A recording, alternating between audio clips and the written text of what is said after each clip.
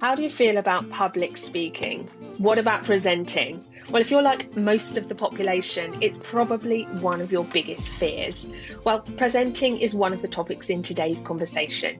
We're meeting with Merope, who is a client services director in the advertising industry. Merope shares all about her area of expertise, her career journey, and she has some great advice for us too. We also talk about following your instincts, trying different things until you find that thing you love, managing your personal brand at work, navigating salary increases and finding a mentor. We talk about the value of continuous learning. We talk about why culture is so important at work. We talk about diversity, equity and inclusion in the advertising industry. And of course, we talk about presenting and public speaking and why it is a skill like any other that can be nurtured and developed. So if that sounds good to you, wonderful. Merope and I will see you in the show. Merope, hello. Thanks so much for joining us on the show today. Oh, you're welcome, Jo. Nice to see you. Oh, let's get straight into it. Why don't you give us a short introduction and tell us who you are and what you do and how long you've been doing it for? Well, my name's Merope, rhymes with therapy, Greek name, bit odd, but I was born in the 70s and it made a lot of sense at the time. And I am a client services director at an ad agency in London. Fantastic. Thank you. Well, I can't wait to hear more about all of those things. And ad agency is one of those places of work which I don't know a ton about, but I've always been really intrigued about. So yeah, I can't wait for that. First of all, this is a podcast, Merope. So if you're somebody who enjoys podcasts, tell us what you're enjoying right now, or perhaps something else that you're enjoying. I don't really listen to podcasts, I'm afraid, but I listen to the radio a lot. I enjoy music, love watching things on demand. Currently, massively into slow horses and gold. Anything with Jack Loudon, it seems right now. So yeah, that's what I'm up to. Fantastic. Well, thanks so much for sharing. I'll be sure to check those out. All right. So, client services director at an ad agency. Often there are so many misconceptions about what we do. So I'd love to know about the common misconceptions people have about your role. You know, what do your friends and family think you're doing all day, for example? Well, yes, it is a bit of a mystery to people who aren't in an agency themselves, how it works, how it all fits together. I mean, obviously, an advertising agency is about creating ideas for their clients, and ideas that either build awareness or sell a particular service or product. The most sort of famous ones are the kind of the Guinness, the Coca-Cola, all the Persil and all the detergents, what are called fast-moving consumer goods, things that you buy on the shelves of a supermarket. Many chocolate digestives, all sorts, lots of different ads. And those are necessary to encourage people to buy those products. I haven't really worked in fast-moving consumer goods. I've worked more in business-to-business or corporate advertising, selling professional services or products that are business-related. That's been sort of my specialism throughout the last 20 years. And an ad agency, if I sort of explain how that works, we are structured to deliver our clients' marketing needs, and we have several different departments within an agency to sort of get to that final advert. I'm in client services, so we are like what we call suits in the industry. We are the people who take the brief from the client and then ultimately deliver it for them, making sure that the kind of internal agency is aligned on what we're trying to achieve. And then it's a little bit of a kind of a relay race. So the first port of call, first group of people, well, actually, to be fair, we normally have what's called a kick-off meeting where we get all the relevant people together in a room and say, we've received this brief, the client wants us to deliver X objective, how do we best do it? And we talk about it, and we define at the first instance who needs to be involved and how long, so that we can kind of plot our resources. And then once we've done that and we've had that signed off by the client, we say, you know, for this objective, we're going to use these people for this amount of time, and we're going to deliver, I don't know, for ease, a TV commercial, for ease of explaining. And the first people who then get involved are the strategists. So they are the people who do all the research into the audience needs, the competitor set, the benefits, features and benefits of whatever it is we're trying to communicate in the advertising. And they define the plan. So they define what is the best way to achieve that objective. Is it talking to this audience in this way? What are the key messages? And what is the proposition for the advertising? And really, the proposition is just one thing. And I think this is important to sort of explain.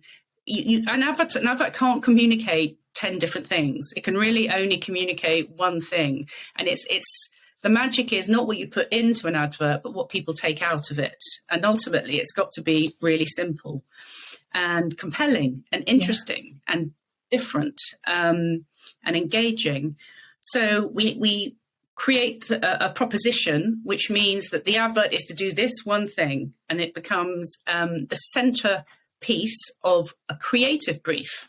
And a creative brief is then, this is when the baton gets passed from the strategist to the creative team. And the creative brief is kind of it's normally incredibly short, like one page of A4. And it runs through all of the key elements. We're trying to do this for this brand, engage this audience, move them from A to B. This is why they would find that interesting. These are the key messages we need to communicate. And we then brief a creative team, and a creative team is made up of an art director, pictures, and a copywriter, words, and that they work together to come up with concepts, ideas, and these are then they're sort of overseen by an executive creative director, someone who's in charge of them, giving them direction on what ideas to move forward. We then have a work in progress meeting after a few days and see what they've done. Often this could be what we call scamps, so like drawings of ideas. It can be quite rough and ready. And then there may be 3 or 4 ideas. Actually, quite often there's more than that at that point, but we normally narrow it down so that they can focus on a handful of ideas before the client meeting. And then we present those to the client, and hopefully they pick an idea, and then we develop that idea further, and on it goes to eventually, it's quite a long process, but eventually there's, for ease, a TV commercial at the end of it. But there are many stages from concept to actually a television 30-second commercial being on telly. Wow, that's really helpful. Thank you. And if we were to put a time scale to it, on average, and I guess how long is a piece of string, right? But on average, how long would it take to get from receiving the brief to producing the final product? Well, different assets take different amounts of time to deliver. And a TV commercial actually would be one of the longest lead times. So it's often 9 months from initial briefing to a TV ad being on air. Yeah. Wow. And we just gave the example there of a TV commercial, but I'm guessing there's all sorts of variations and I guess assets, like you call them. So print advertising, social media, buses, like it's everywhere, right? Yeah, and I think, and that's one of the key parts. you need to think about when you're developing. So once you've got your concept signed off, it's really important you know all of the channels through which the idea is going to be communicated. So there is often a media agency working separately to us, but in partnership with us on the kind of overall campaign. And so they might come back and say, right, well, we want a TV commercial, but actually we need a lot of audiovisual assets for, say, YouTube or social media channels. Yeah. So we would then be able to say, okay, from a moving footage perspective, we need, 10, 15 different assets of different lengths. And then there might be a still imagery requirement as well. So for print or for bus sides, as you were saying, or out of home advertising. So you kind of need to know at the quite an early stage, all of the different shapes and sizes of things you're going to make, so that when you go into production, they are all made efficiently and done at the same, as efficiently as possible. Yeah. Wow, that's super fascinating. And I feel like I've got a ton of questions already. But one of the first ones that spring into mind that I'm sure you get all the time is, how real or unreal was Mad Men? I think it probably was very real for its time, but it's. I think the advertising world today is very different. Women certainly are in many different roles, and people don't have martinis at lunchtime. but there is there is a huge amount of variety in the day, as it were. Like no 2 days are the same. And because you're working on different pieces of business and different campaigns, there's a huge variety, and it's very cyclical. The beginning is one, you've got some meetings, and then you move into production, you move into delivery. It's kind of got a bit of an arc. Every campaign has an arc, which I like. I like making things and like seeing things go live. It's very satisfying. Yeah. Well, thank you. That's really helpful. It's really helpful to understand, I guess, the typical structure of an ad agency and how that brief moves through the agency to the final product. I think it'd be really nice, Merope, if you could just give us an overview of the advertising agency in terms of how much sits at an agency and how does that work with companies that might have it in-house, and what does and give us a bit of a size of the industry. So the advertising industry is quite small, actually, in terms of numbers. I'm not sure exactly what the numbers are, but it's a few thousand, I would say, in the industry in London. But then an ad agency has lots of sort of auxiliary partners, and London is a bit of a centre for them. And actually, that is a blessing and a curse, because it can seem that there's a kind of archetypal advertising person, and ultimately we should reflect the needs and wants of the whole nation or world if it's a global piece of business. So it's not great to be too similar, but in some ways it is a very similar industry. So in terms of, that's the sector, it's got massive, big global networks dominate. There are many of those. And I've worked at some big global networks. So they have parent companies such as Interpublic or WPP. And they then have a number of media-related organisations underneath them. And there will be ad agencies, there probably are media agencies, PR agencies. These are all different organisations under these sort of parent publicly listed companies, entities. And so they are the big players, and they have graduate trainee schemes and things like that. People would need to look on the different websites to see what exactly is offered. And then there are many other agencies that are independent. Some are very small, and some quite medium-sized. Quite often what happens is that a couple of people in a big agency break off and set up their own agency, and then that grows.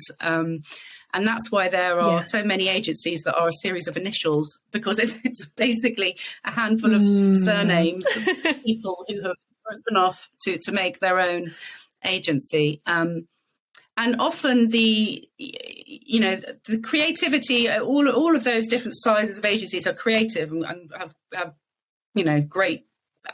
are good at what they do.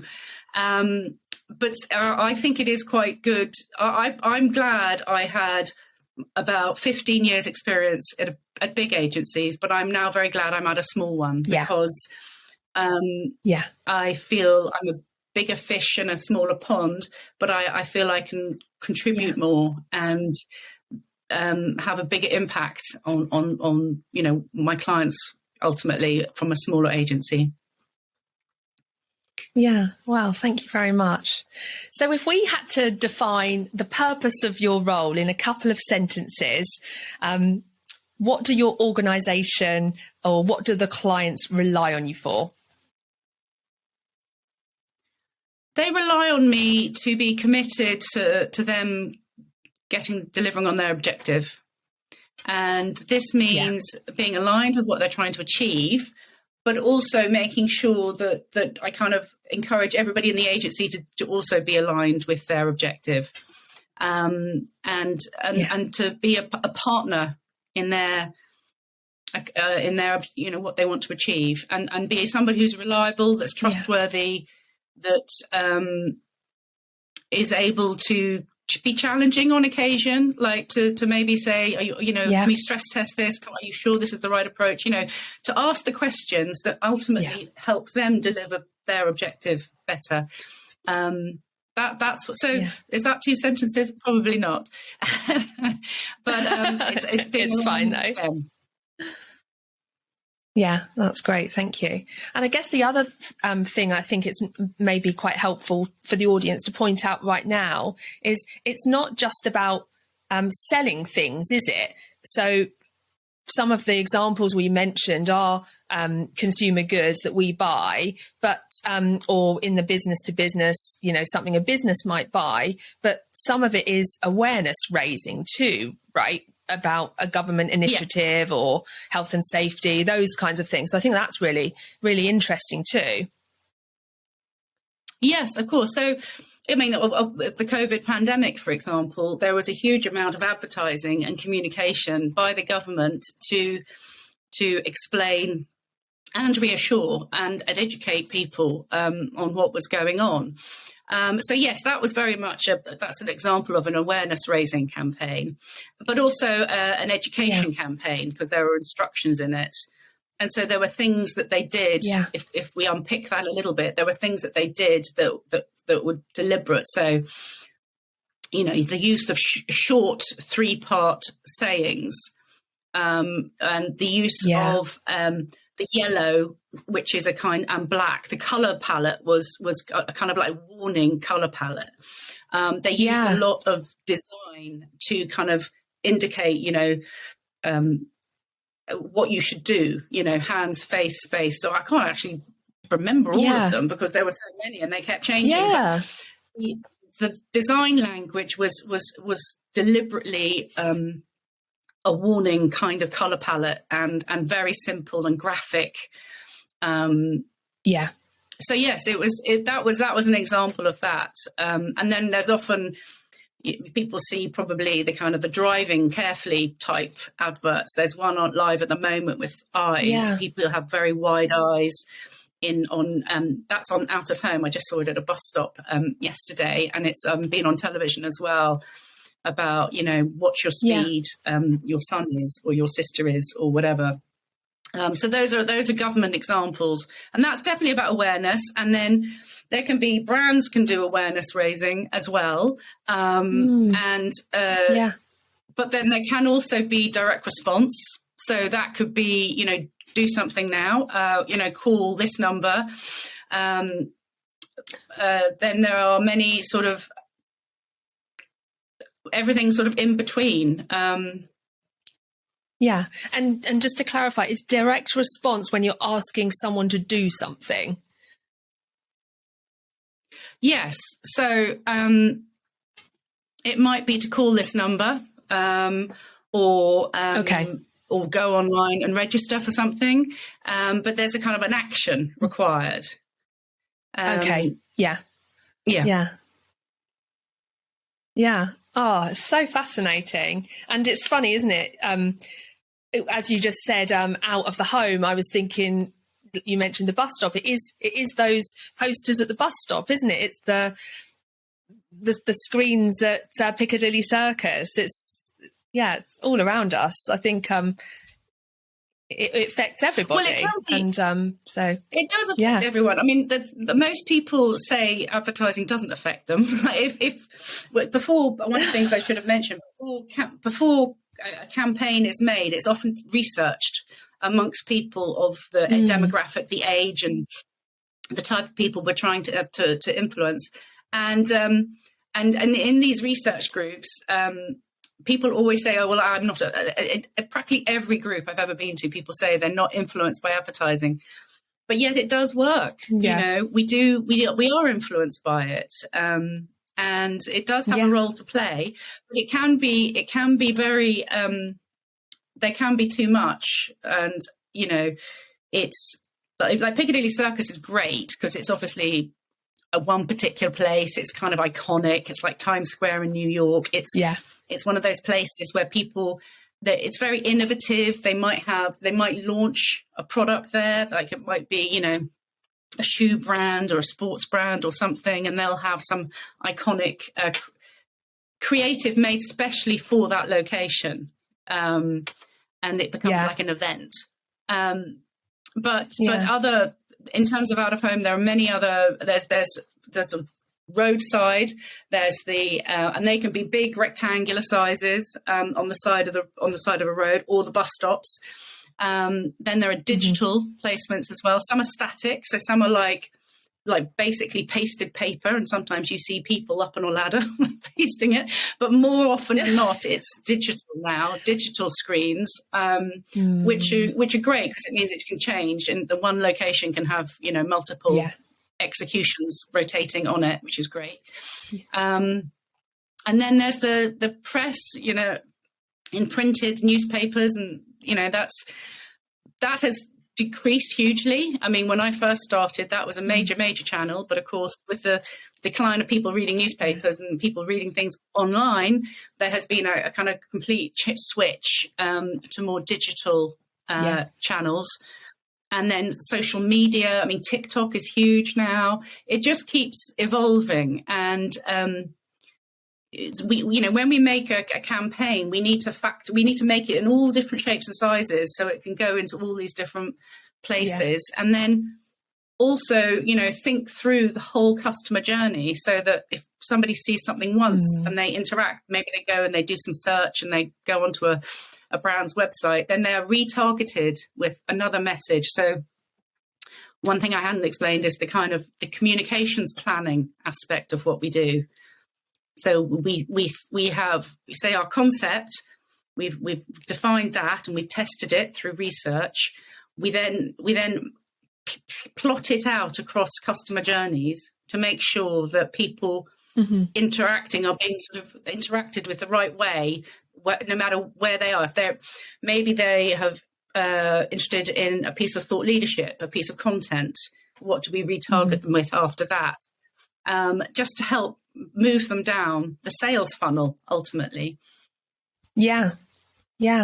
Wow, thank you. That's brilliant. And I think what's really cool about this industry is that it seems as though there's something for everybody. The suits you mentioned and the creatives and everything around it. So I think naively, I've often thought advertising, creative, I'm not very creative, perhaps not for me. But I think you've just shown there that there's tons of opportunities for people, and they're not just creative roles, which is wonderful. Thank you. Well, there are many sort of complementary skill sets like production. people who film the commercials or photography. And then there's a wealth of roles in post-production. And, you know, the UK is a real centre of excellence for this. So there are, and there's music and obviously acting and talent management. You know, there are many areas around agencies. It's just one element of an ecosystem. Yeah, that's great. Thank you. All right. So, Merope, if we zoom in to an average day or week, what might we find you doing? So, as I say, my days are varied. I have I manage a team, so there's a lot of interaction with my team, either in person or on Zoom or Teams. Obviously, I'm dealing with clients, and I want to get briefs from them. I want to be engaging with them. I want to find out what's keeping them awake at night. So there's a lot of calls with clients and a lot of scheduled meetings with clients, whether it's to take the initial brief or whether it's present back ideas or creative development on ideas that have already been agreed. We often have status meetings. So if we have multiple projects going on at one time, we have like a document we call a status report, and we go through what the situation is on each project, what the next steps are, who's doing them, by when, all of that kind of project management, really, to make sure that we're sort of on track with our overall plan. Every campaign will have had a timing plan mapped out, sort of from the very beginning to the end delivery, and it will have been scoped and costed so that we know who's involved doing what and how much time should they have for a given task. If we have a call or a meeting, we've got to make notes and make sure you know, that's fully written up. So there's a kind of track record and decisions made and that sort of thing. But also, most importantly, it's really about, you know, delivering on the client objective. So if that's, you know, it's making sure we know what they want us to do. And that's the kind of externally facing bit of my role. But then internally, it's about making sure people are aligned and making sure they know what they're doing and they're briefed in to do what they need to do. So if somebody is to make a poster, a 48-sheet poster, for example, they know they've got the specifications and they know they've got the imagery and is there any retouching that needs to be done, or you know, so they're fully informed and able to get on with the job they need to do. So there's a lot of that an account handler does. And then in my role, it's just really important to kind of anticipate problems, which sounds a bit neurotic, but it's like you kind of need to think, okay, what if that happens, what could be the consequence of that? And to sort of foresee, well, to try and anticipate any obstacles to make sure that they don't happen, basically, and things run as smoothly as they possibly can. And ultimately, we deliver whatever it is we've been tasked to do on time and to budget, and that it does what it's supposed to do, you know, whatever it delivers on its objectives. And once a campaign has launched, you know, we monitor closely how it's doing, how it's performing, making sure it's, you know, if anything needs to adjust. Normally things don't. It's not like we immediately change things. We let things run for a bit. But it's important to monitor carefully how things are doing. And we do that through digital advertising data. We do it through client-owned data, with people interacting with their website. And we do it through, if it's an awareness campaign, it's quite hard to track. So often their clients will have research, brand tracker research, which means they are testing at a later date, maybe once a year, maybe twice a year. They're going out to their target audience and saying, are you familiar, who are the top 5 brands in your head for this particular, whatever it might be, and you know, how their particular brand is doing against their competitor set. So awareness tends to be measured in that way. Wow, thank you. And what are the things that you're doing less frequently throughout the year that are worth sharing with the audience? So as I was saying, there is a kind of arc to a campaign, and getting ready for a launch is like things are really happening fast by then. It's a kind of a slightly crazy time. Yeah. And normally it sort of touches, it involves the people in the studio. So once the creative team have created the idea and it's all been approved by the client, we also need to do things like, for TV, every TV commercial has to be approved by a governing body. So you can't just put anything on air. You know, it's got to be appropriate. And so that has to be. There are some checks and balances like that. But then when everything's been agreed from an idea perspective, we then have to make all of these different shapes and sizes. So we there's studio, and they create the storyboards for digital banners, etc., and then they get produced. They create the artwork for, say, out-of-home, still static executions. And then we have editors who create all the different versions of the filmed asset, audiovisual asset. And we normally have an external production team helping us with the TV commercial, just because it needs to be of a very high quality, and that's kind of the master asset. And then we create versions from there. So a campaign, yes, doesn't happen. A big launch only happens, say, once a year. And it is a bit of a frenzy to get to launch. But then it's so exciting when you see it out there. And it's exciting for us as an agency. It's exciting for the client. And normally it lifts people within the client organizations as well. You know, it really makes people proud to see their work out in the world, influencing people. Oh, thank you so much. So tell us what you love most about your job. I love the variety. No 2 days are the same. I love the people. I work with great people. I work with great clients. I work with great partners in this broader ecosystem. And, you know, I do like making things. I like the kind of construction of something and then seeing how it works. And I do like the way that it gives people pride in what they do. As I say, I often work with in services for companies that are service providers, and I can see it gives their employees pride, people pride, and that's a great thing. Yeah, absolutely. Having a positive impact and making people happy and proud, that's fantastic. Yeah. What about the challenges? There's got to be some challenges of the work. Oh, yes.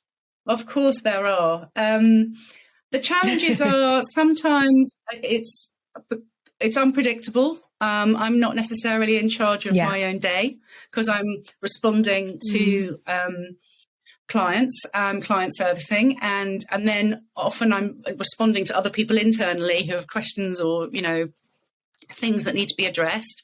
So that can be challenging because you can get sort of what you think you're going to achieve in a day, you suddenly can't do because all these other things have happened. And I know that feeling. You can, yes. And so then you still have to do all those things that were on your list to do, but you have to do them later or another time. So I think that is the main thing, is the unpredictability. But then that's also the greatest strength as well. You know, that's what makes it interesting. It did, you know, when I was younger, there was a bit of a long hours culture. And that, you know, is great in short bursts. Anyone can do that at short bursts, but it's not sort of sustainable. And so, and it's about keeping your energy level high. It's quite an energy, you know, you want to transmit energy and enthusiasm, and you just need to be feeling that way and be strong within yourself to sort of do that, you know, sustainably. Yeah, absolutely. You can't pour from an empty cup. No, that's a good phrase. I always say it wrong. Sometimes I accidentally say you can't fill from an empty cup, but I got it right this time. So when so when you look back on your career in advertising, what's the proudest moment for you? Well, I mean, I am. This may sound contrite. I am proud of what I do for my clients, sort of pretty much every day, if you know what I mean, because I do value. Yeah. I can see the value for them, which is good. But I many moons ago, I did do a campaign communicating how important it was to reduce carbon emissions in British businesses. It was probably 20 years ago now, I dread to think. But it was my first TV commercial, and it was a really topical, important subject matter. And so I was very proud of that. It was a kind of a bit of an awakening moment, and kind of like, oh, this matters what I'm doing.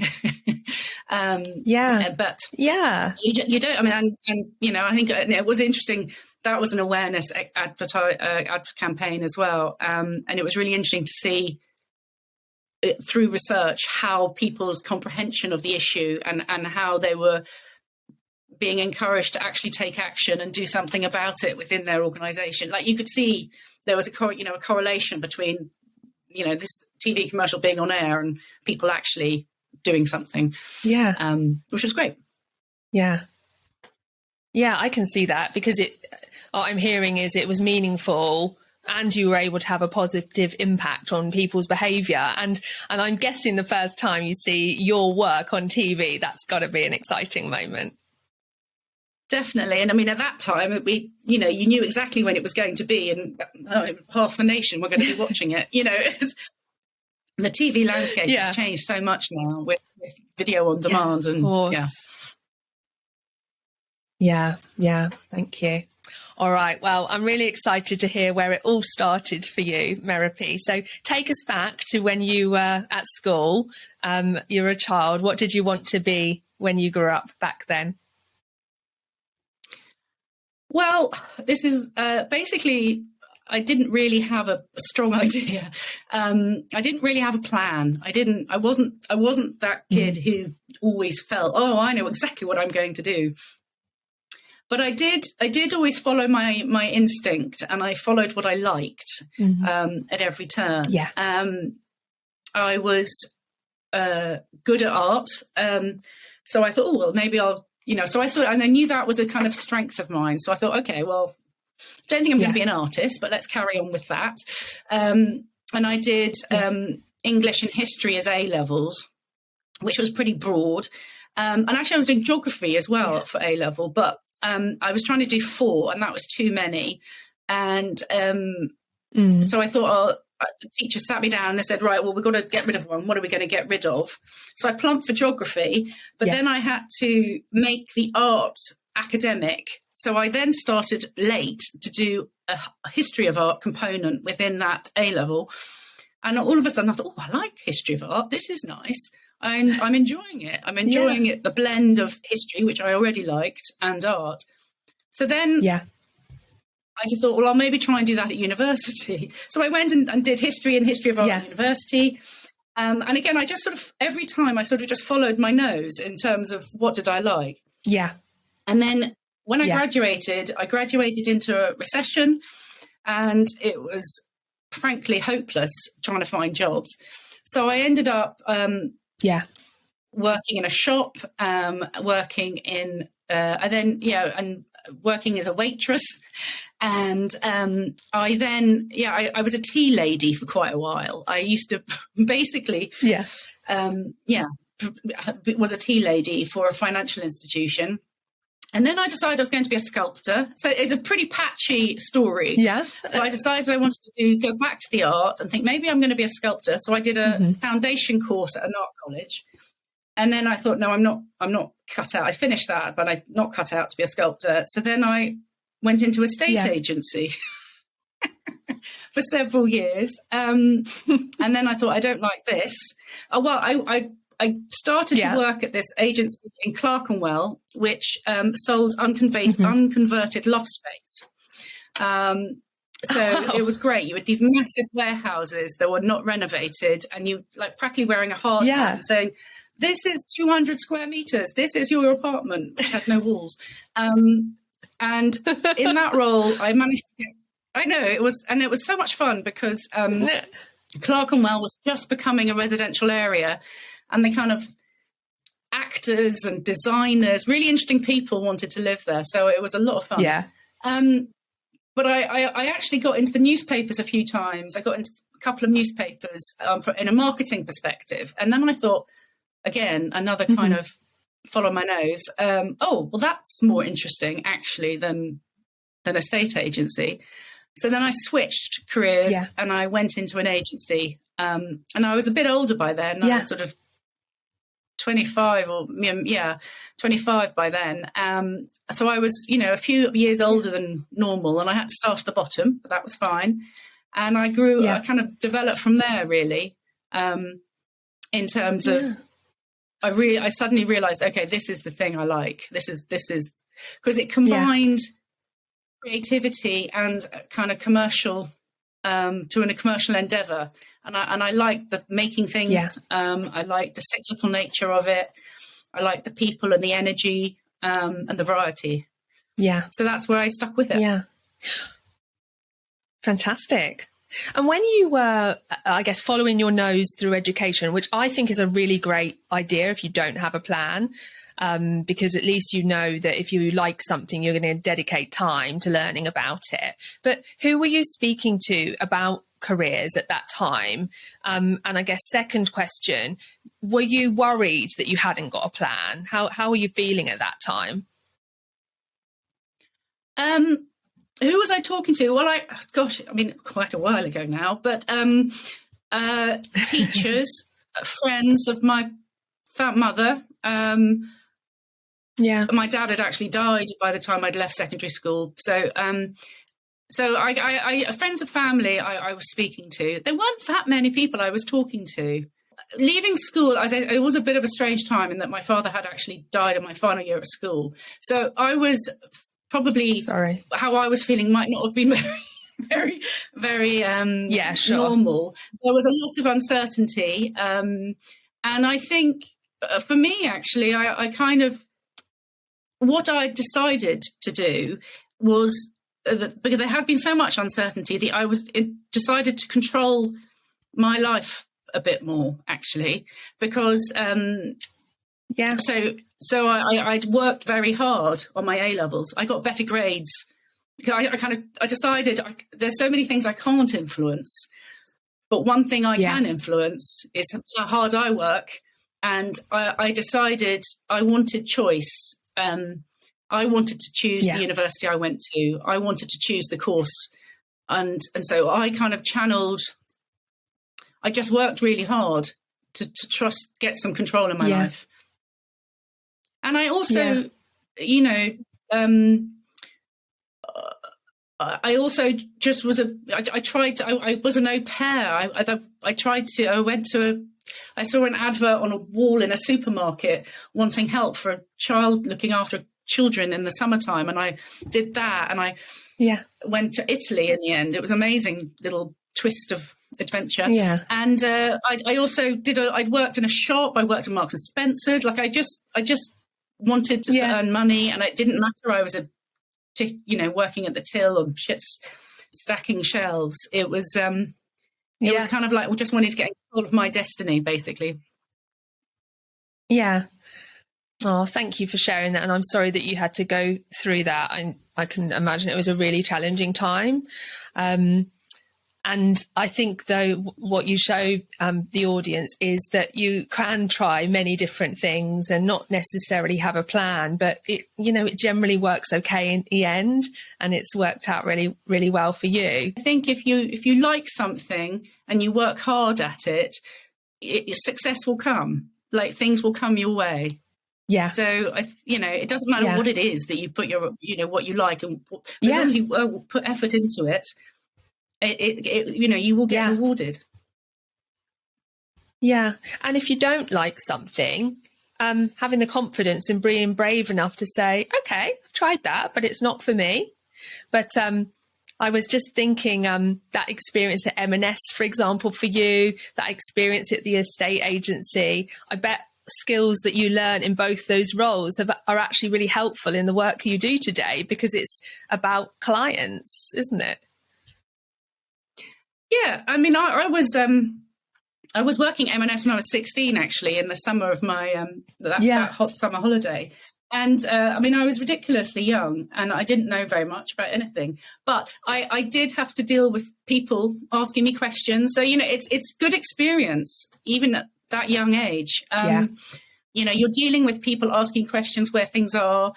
You have to you're dealing with working in a team, taking instruction from your manager. You know, these are all good skills. And I like it when people have, you know, been enterprising as youngsters. You know, I think it's a good thing when people get jobs, even if it's just summer jobs, you know, or Saturday jobs. I think it's customer service matters, and it's good to get that exposure. Yeah. And I think I can't even think of one job where communication skills aren't important. And I think that those early jobs that we do when we're young, I think they build on those communication skills. And I think they always stand you in good stead for you know, whatever career you end up doing. Yeah. And sales experience is good. You know, whether it's in the entertainment industry or hospitality, or whether it's in sales, these are all good transferable skills. Absolutely. You've just reminded me, during my career, I spent a year in a law firm, and I was really surprised that the lawyers were targeted on sales. But then, of course, they are, because if they can't bring in work, then they're not a profitable lawyer. But I just hadn't put the two and two together. So again, you show that no matter what the career, you know, if you've got great customer service skills, if you have sales ability, and you can communicate, then they're really positive skills to have. Absolutely. Yeah. And so many. Okay. I mean, my you know, we charge by time as well. That's, you know, rather like the lawyers in a way. You know, we're a time-based agency, and, you know, a professional service. So time is what we sell. You know, we sell ideas. But we, you know, how we get recompensed is through time, our time. Yeah. Okay, so you're now in your mid-20s. You're in an agency, and you're thinking, it's all kind of clicking into place. I'm enjoying being here. So tell us what happens. You know, how you went on that journey through the agency in terms of your roles and responsibilities and so on. So when you start, you are kind of it's quite hierarchical. There's an account executive, an account manager, account director, a business director, etc. It is quite vertical in that way. And so you normally join as an account executive, and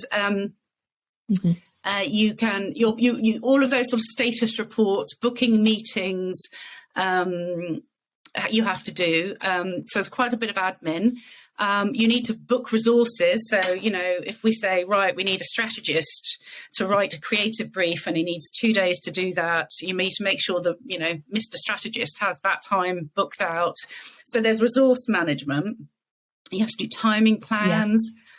You're kind of be taking instruction from the account manager. So you know what you're doing. You should, and you have people to ask, you know, hold on, what do I do now? So there's plenty of people around to support.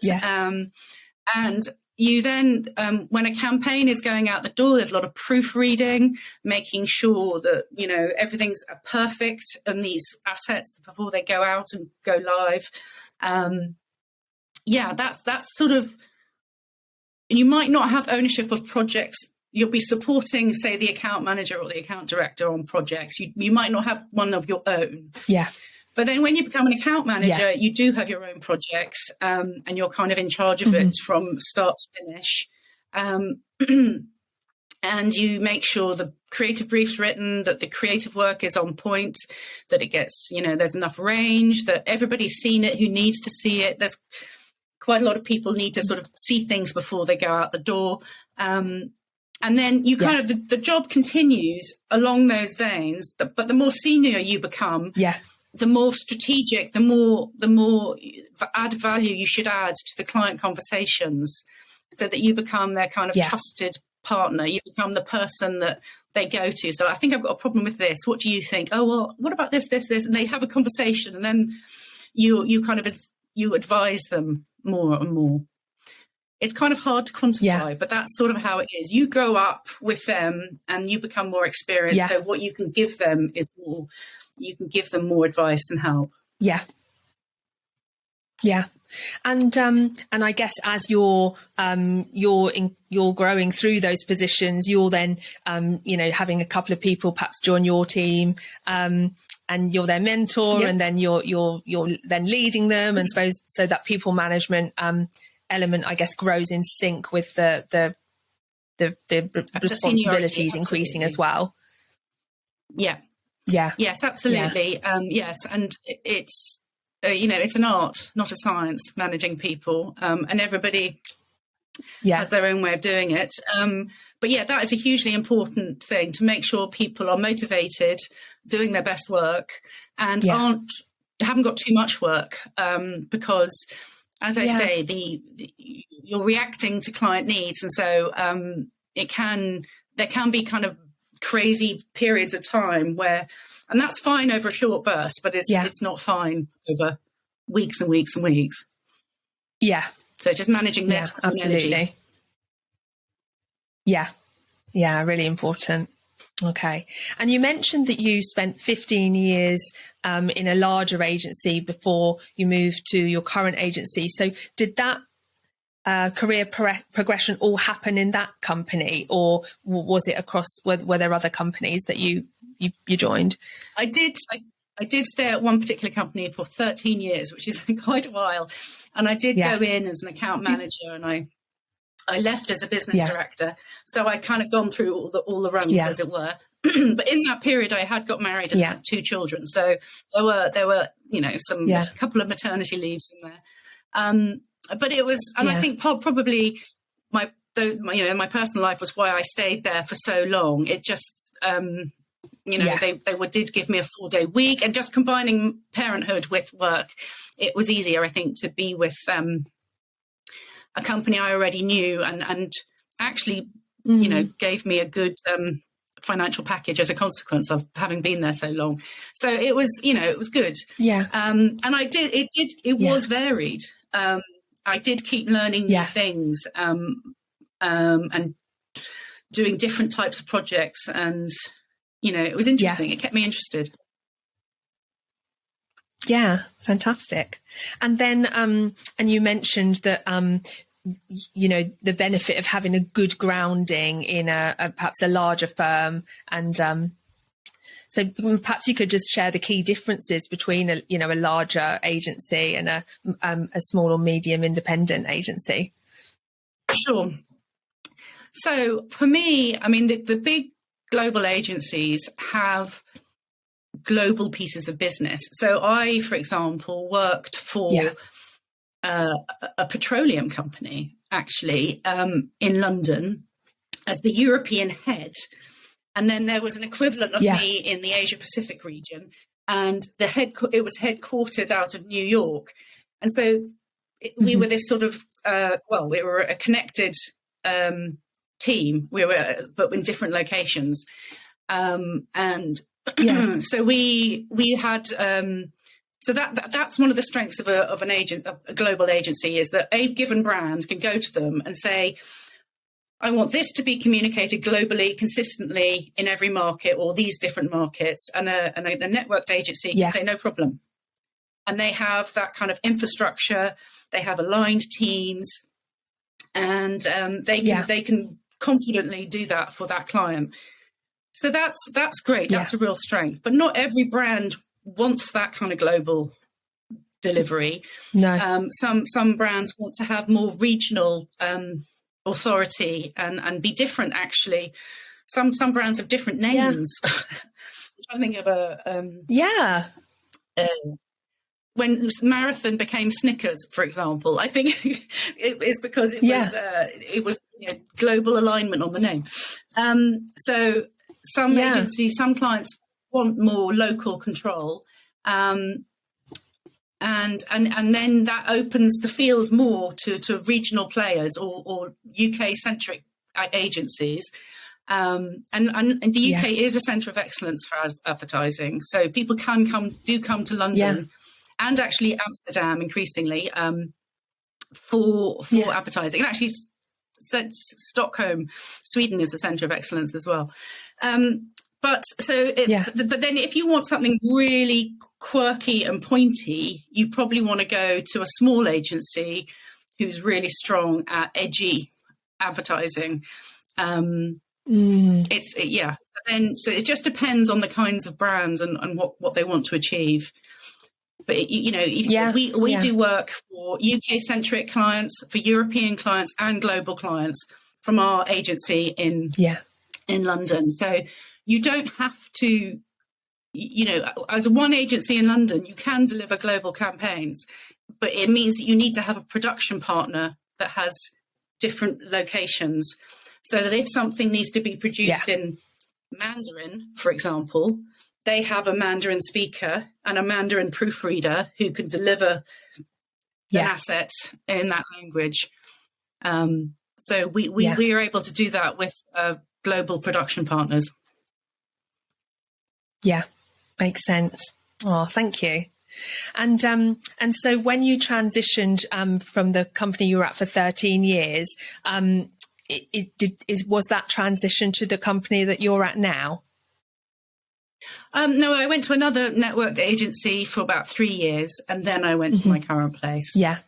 So yeah. Oh. Yeah. And is there anything that you think would be helpful for the audience to share between leaving the 13-year company as the business director to this role? Well, I'm sure the age group of people listening to this, they're at the sort of start of their careers. And and when I was making that switch, I was a mum with 2 kids, and so a different life stage completely. But what I think is relevant is you can reinvent yourself. You can be a different person. Yeah. You can present yourself differently. You can forget, you can just turn a page basically and become a new person. Yeah. And changing your job can do that. And actually it's a really important thing to remember, because I think the 13 years I spent at one place, I think I sort of slightly lost track of who I was. I don't know. I became I was there probably too long. My mistake. But it's just important to reinvent yourself, and changing jobs is a way to do that.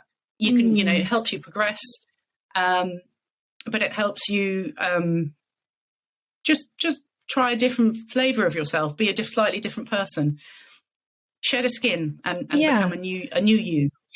Yeah. Yeah, I guess it's like going to a new school or college or uni, isn't it? And I think there are so many benefits when you can progress in your career in one organisation. But I do think one of the slight drawbacks is some people will always remember you in that position where you started, and find it. I suppose that's about you managing your brand and boundaries and so on. But sometimes you find people end up kind of taking on so much more because they're still doing the things that they did when they started at that organisation. I've noticed sometimes. I think it's important to act different, and I think and if people do seem to be drawing you back to a previous version, because it is important. If you can stay in an organisation and progress, great, and you like it, there's no need to change. But you do need to sort of, as you say, manage your brand, as it were, and, say, well, that was in that role, I did that, I'm now in this role, and, make clear sort of lines, boundaries, as it were. And people say, you can only be promoted when somebody's hired to do the job you used to do. So it is important that you delegate, what you used to do in the old role is being done by someone else, and you don't just combine it with the current role. Yeah, absolutely. Thank you. And that brings us to today, I guess, where you are now. Yeah, so I joined my current company 5 years ago, actually, last November. Yeah.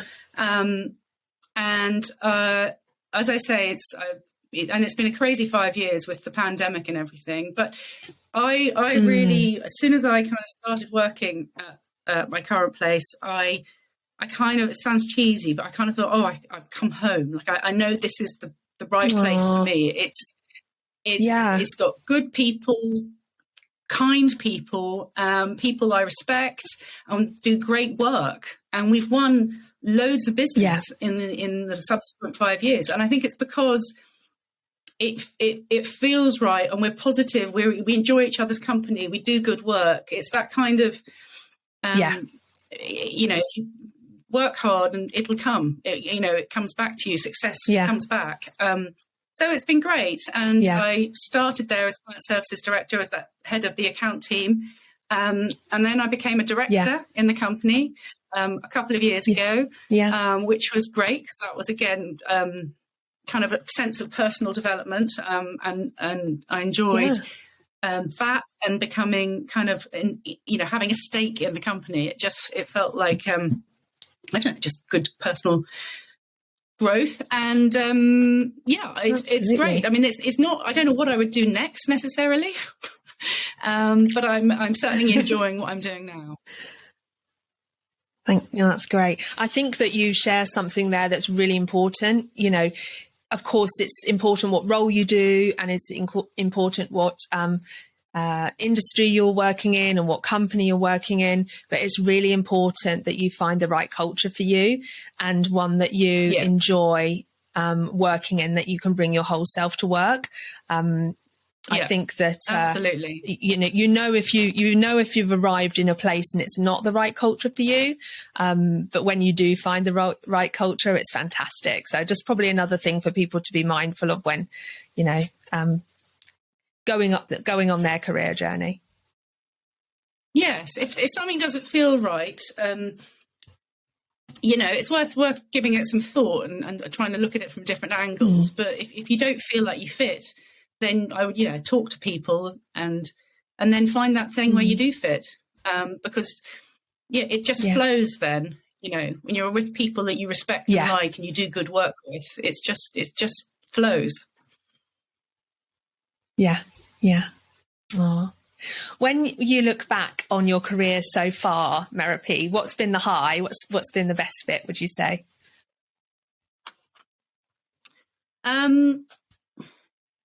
Well, I do like where I am now. I feel like I'm having my best life right now, to be honest with you. That's brilliant. But there were, and but there were loads of highlights to get me here, if you see what I mean.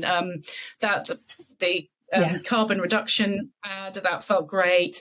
I've done a lot of traveling when I was at these global networked agencies. I went to Russia several times, went to Thailand, went to America. Pitching for new business is really stressful but fun. I mean, it's like delivering a campaign but in a condensed time frame, and that's a lot of fun. So I'm very thankful for the journey to get me here. But right now, I think this is the best job I've ever had, where I can bring, as you say, the whole of me, the true me. I'm not pretending to be anyone else but me. Nothing. Yeah. And what about, again, when you look back, what's been maybe a challenge or a failure or some limiting beliefs that you've had to overcome along the way? I would say, I guess, to the point earlier, I did stay 13 years in one organisation, and to keep growing within that, and for me to see myself differently, I had to work on that, because you have to see yourself differently for other people to see you differently. So that was tricky. I probably could have navigated salary raises more. It's a topic that's really hard to navigate and to bring up, but it really matters. And, you know, the higher you get paid at a younger age, the more you'll get paid 20 years later. Like, it, you know, it's a really important, it's a tricky topic to navigate, but it is really important, and people should, you know their worth and be, you know, and be able to articulate their worth. I think I probably didn't do that enough when I was younger. I didn't know how to, actually. It's taken me quite a while. I'm not even sure I'm very good at it now, but it's you know, it takes time to, and I think probably women are less good at it generally. It's just not naturally something we're trained in or encouraged to think, I think. So I think that would be, if I could do anything differently, it would be that, probably. Yeah. I think that you make a great point there. And I think what is great about, you know, the internet and YouTube and social media is, and of course there are, you know, many downfalls to those things, but that it does seem, there seems to be a lot of resources around to help people speak up and have the confidence to, ask for a pay rise. There's this social media channel. I think it's a US-based one, but it's called Salary Transparent Street. And they go around asking members of the public to share what they're paid. And I mean, I can't imagine that would go down very well in London, but people are really open. And then, of course, the audience is aware. And then, of course, maybe somebody who is perhaps in their role and underpaid can see that and think, hold on a minute. Maybe I need to go and speak to my boss and see if there's something we can do here. So I think that, you know, bringing more transparency is helpful and hopefully gives people the courage to ask for what they're worth. Yeah, I think transparency, and I think there's ways of helping people articulate what they bring to their role, why they're worth it. It's really important to be able to sort of evidence that, you know, not just doing your job, but doing it really well and going above and beyond, and all of the things that are valuable to an organisation. Yeah. But I think the key, like you say, Merope, is being able to articulate it. You know, what was I doing a year ago versus what I am doing now, and why is this worth more? Because if you can't articulate it, I think that the optimist in some of us likes to think it will be noticed, but it often isn't. So you do have to be quite bold and be able to articulate it, like you say. I think it's really important. And, you know, going into the workplace, you're not at school anymore. There's not a teacher monitoring your progress and marking you.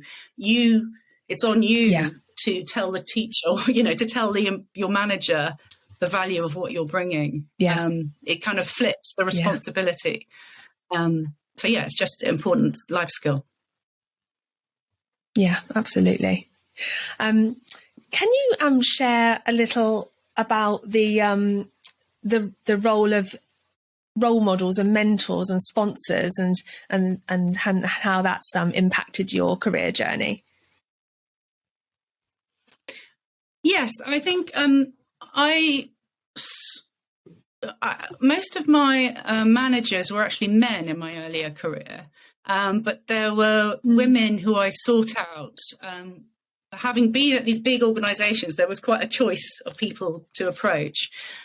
So I did pick senior people at different intervals to be a mentor for me, and they were great at giving me their time and perspective on situations, because you can sort of be in your own little echo chamber, you know, in your head with a given project, or perhaps a dynamic with a colleague, and it's always good to have a kind of outsider who can kind of who just sees it differently and gives you that perspective.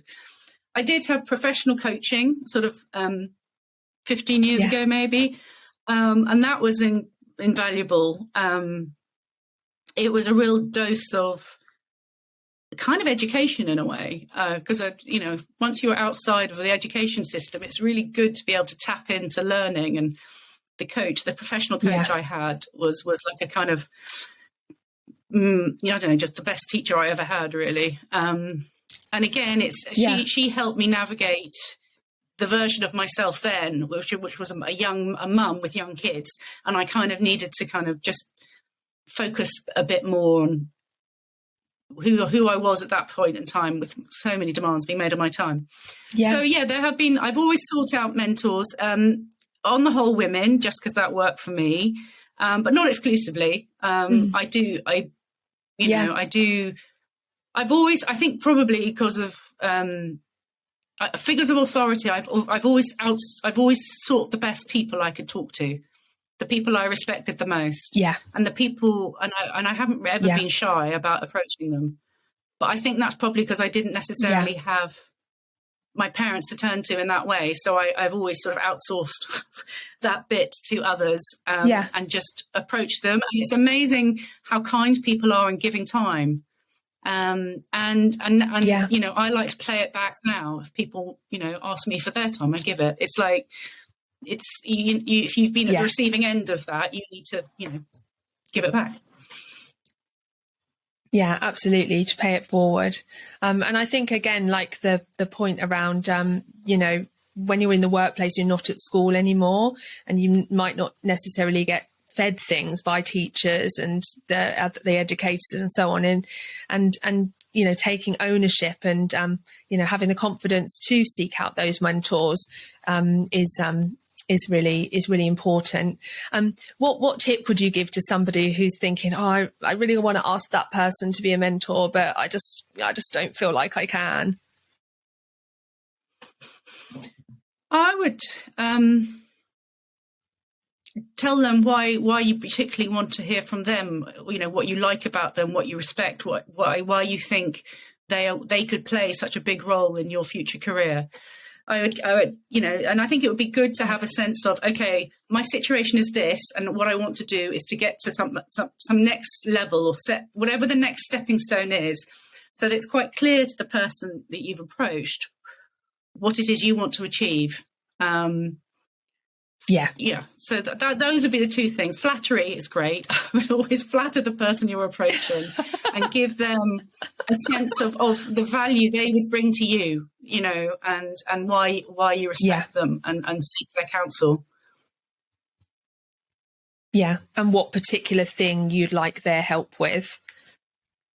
Yeah, I think that's helpful, because if it's open-ended, and you might not know, they might not be precise, but you might just be, I want to get promoted, and it would be great to get your advice on that, or I want to change jobs, or I want to work on a different project, or, it's just to give it a bit of boundary, so the person that you're talking to is like, okay, I know what I'm engaging with now. I know what, it's not an open-ended question. Yeah, thank you. And like you say, people are generally very kind, and I think that from the conversations we've had on the podcast and experiences I've had, generally when you ask somebody for help, they're willing to give you their time and energy, and if they can't fit you in right now, they'll down the line that they might have some time, or they'll be able to redirect you to a colleague who can help. So I think generally the response will be positive when you ask for help. Absolutely. I mean, it would be a strange person who wasn't positive, and if they did have a funny reaction and weren't very positive, then steer clear of them.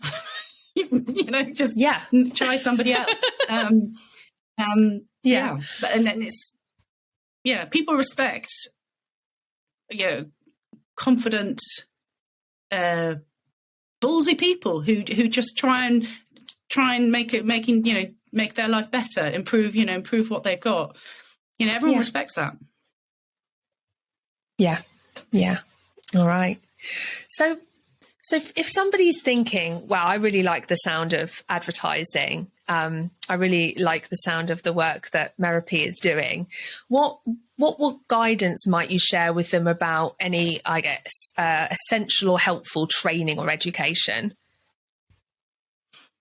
It's an area where there isn't sort of a natural qualification that you take. You need to take. It's not like becoming a lawyer or a doctor.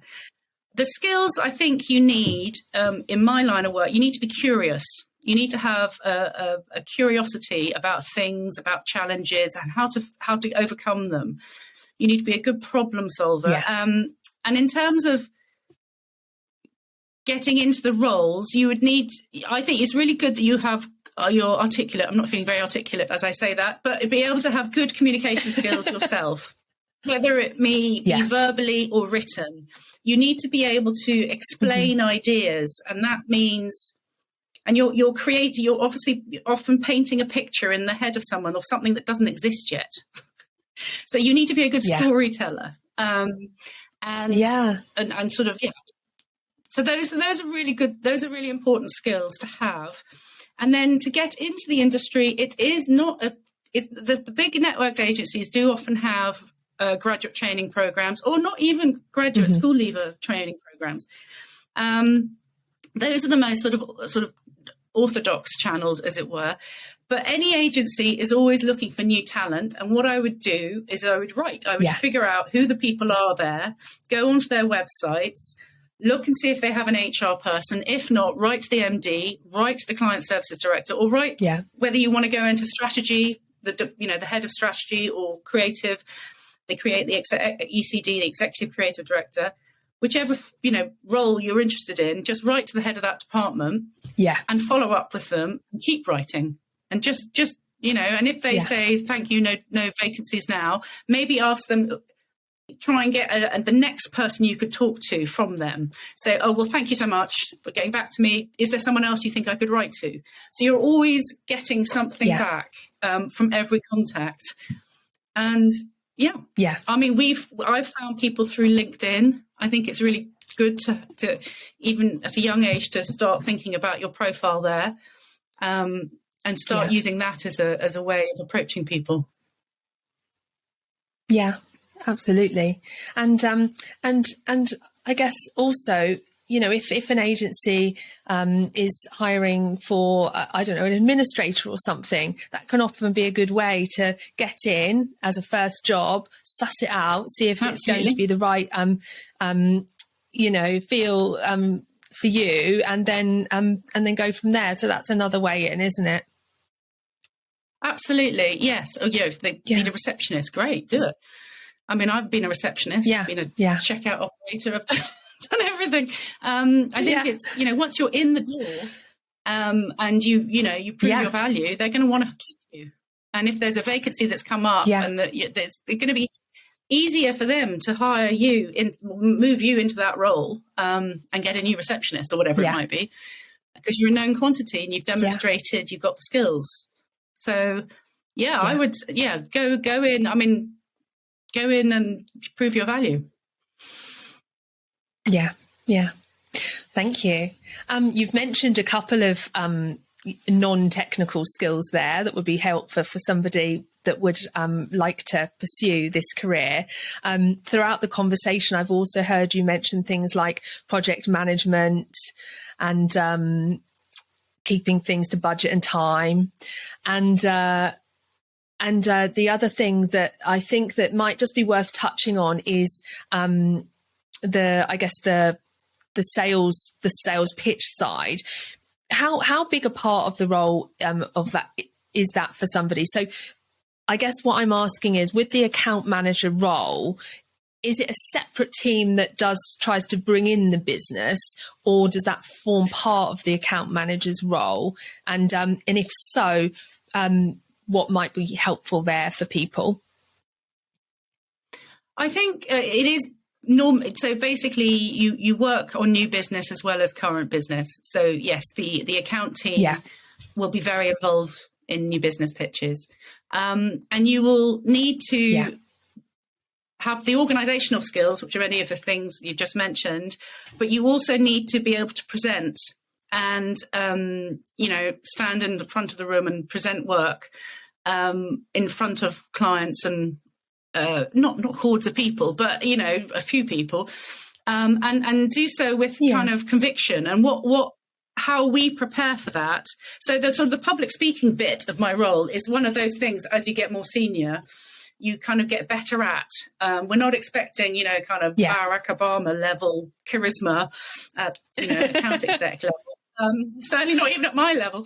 Yeah. But, it is a skill that can be nurtured and developed, and anyone can get good at it. In fact, I was on a presenting course 2 weeks ago, and I found it really invaluable. You never stop learning and never stop getting better at things. Yeah. Yes, new business is like a kind of crazy condensed campaign. And so for someone from the account team, you're the linchpin of organising the internal resources and ultimately making sure that the presentation that's made at the given hour to the client, in response to their brief, happens. And that means from the technology to the proofreading, everything that's on the pages, it's normally a PowerPoint presentation, to making sure that the creative work, if it's on the walls, is aligned properly and looks as good as it possibly can. You're kind of the conductor of the orchestra. So it can mean late nights just in the run up to that, and it can mean people being ridiculous under pressure, and you're having to navigate personalities and people not necessarily doing what they're supposed to be doing, so you have to kind of get them to do what they need to do. It's those people skills are needed, and sometimes it's deeply frustrating when people are sort of not doing what they're supposed to be doing, but you have to navigate that and find a way of getting them back on track and delivering. Oh, thank you. And I think the key message there is, don't be scared about the mention of sales or pitching. It is a skill. It can be nurtured. It can be taught. You will be fine. Absolutely. And I mean, I think I got involved in pitching when I was an account manager, not as an account exec. And I watched and learnt, before, it's an evolution. It's not, nobody's going to be exposed. It's not in anyone's interest to expose someone and make them feel small. No. You learn a lot from other people. Yeah. Okay, thank you. What does the future hold for advertising? Well, goodness me, if I knew the answer to that. I think it's kind of polarizing between digital channels and non-digital channels. Because digital and then there's a lot of legislation that's happening around data protection and how digital advertising will be tracked.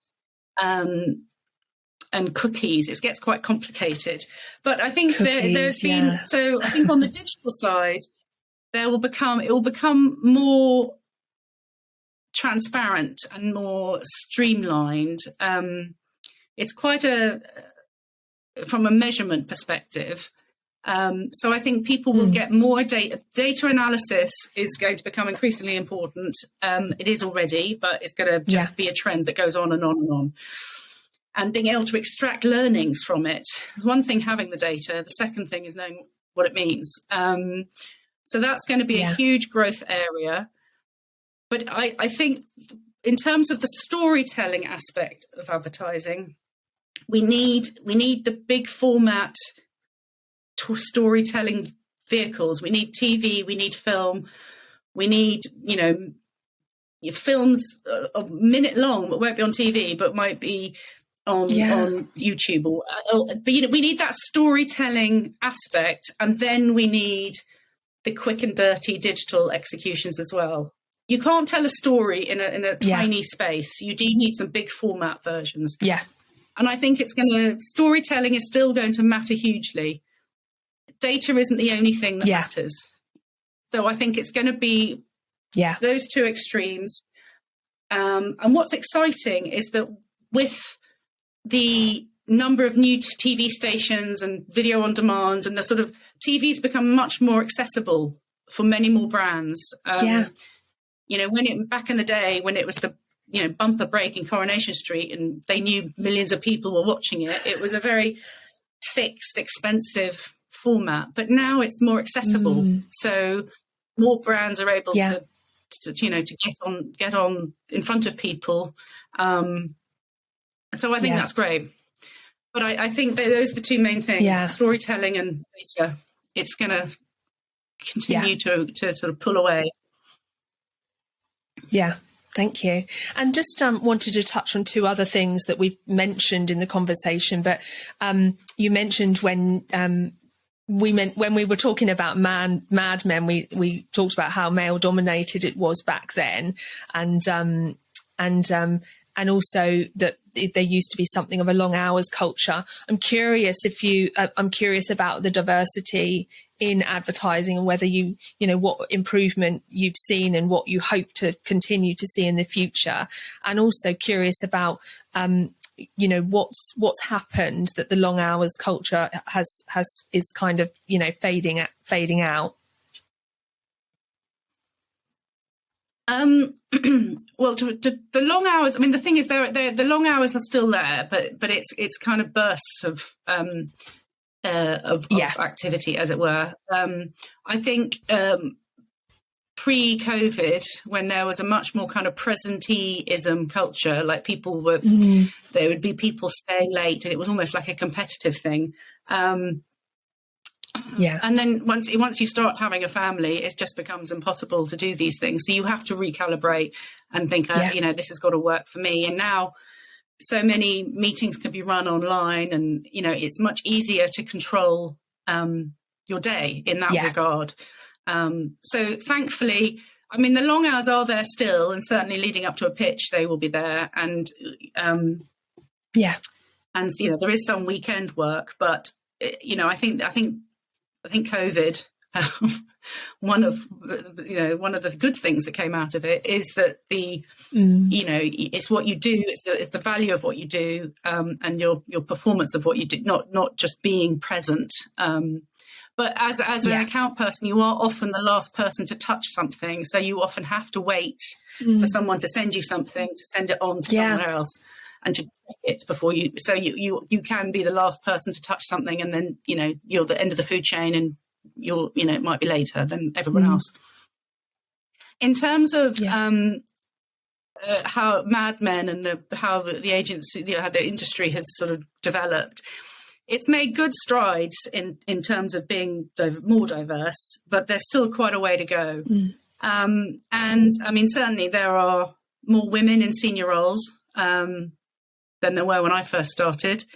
And there are a lot of, you know, women represented in sort of entry level positions, which is terrific. In terms of broader diversity, there's still quite a long way to go on that. And I think one of the main things is this communication skills, and people feeling confident that their voices should be heard. I think that is something that we need to encourage more people to feel that they can, that those communication skills, they do have them, or and they can be encouraged and built upon.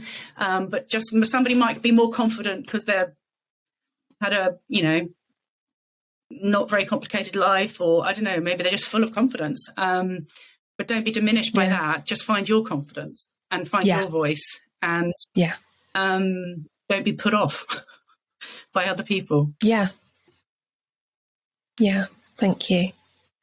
So for somebody interested in finding out more, are there any online resources that you could suggest they go take a look at, or any books? Or Sure, there are quite a few books, but the IPA, the Institute of Practitioners of Advertising, is like the trade body for advertising agencies. Okay. And it has a wealth of resources, IPA. There's quite a lot. There's no one single book, but I would also look at all of the big networked agencies. and yes, go onto their websites and see what they recommend for internships and junior roles as entry level roles. That would be my suggestion. Yeah, thank you. Merope, as we move towards wrapping up, what do you wish you'd known when you were just starting out in your career that you know now?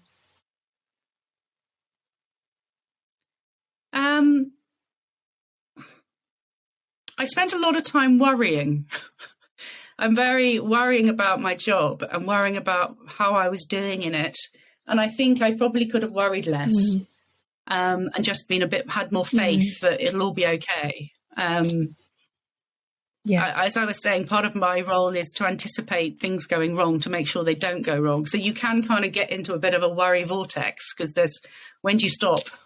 So I think it's just trying to.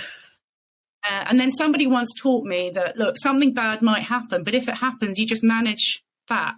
You can't stop. You can't control everything, but you can acquire the skills to manage when things go wrong. And that's actually a question I always ask someone when I'm interviewing them for a role. I say, when did something go wrong and that you had to turn it around? What did you do? Because we actually learn from our mistakes much more than our successes. I think it's really important to have mistakes, but I think if I could do something differently, it would be not worry quite so much as I have done. There's good worry and bad worry, and we all know when it tips into bad worry. Yeah, absolutely. Great advice. Merope, I really like quotes and expressions and mantras and things, and I'm wondering if you have one that you might like to share with the audience. I do, actually. It was one that my coach gave me when I was having that coaching, and it's by someone called Marianne Williamson, who's an American lady, and it is, our deepest fear is not that we are inadequate. Our deepest fear is that we are powerful beyond measure. It is our light, not our darkness, that most frightens us. We ask ourselves, who am I to be brilliant, gorgeous, talented, fabulous? Actually, who are you not to be? You are a child of God. Your playing small doesn't serve the world.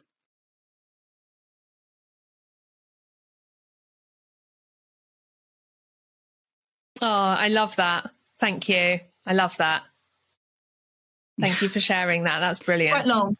It reminds me, it's great though. I was looking up some quotes the other day for some training I'm doing, and there was a Maya Angelou one that was on a similar theme, and I think it's a really great message. Thank you. Final question before we wrap up. What is inspiring you right now?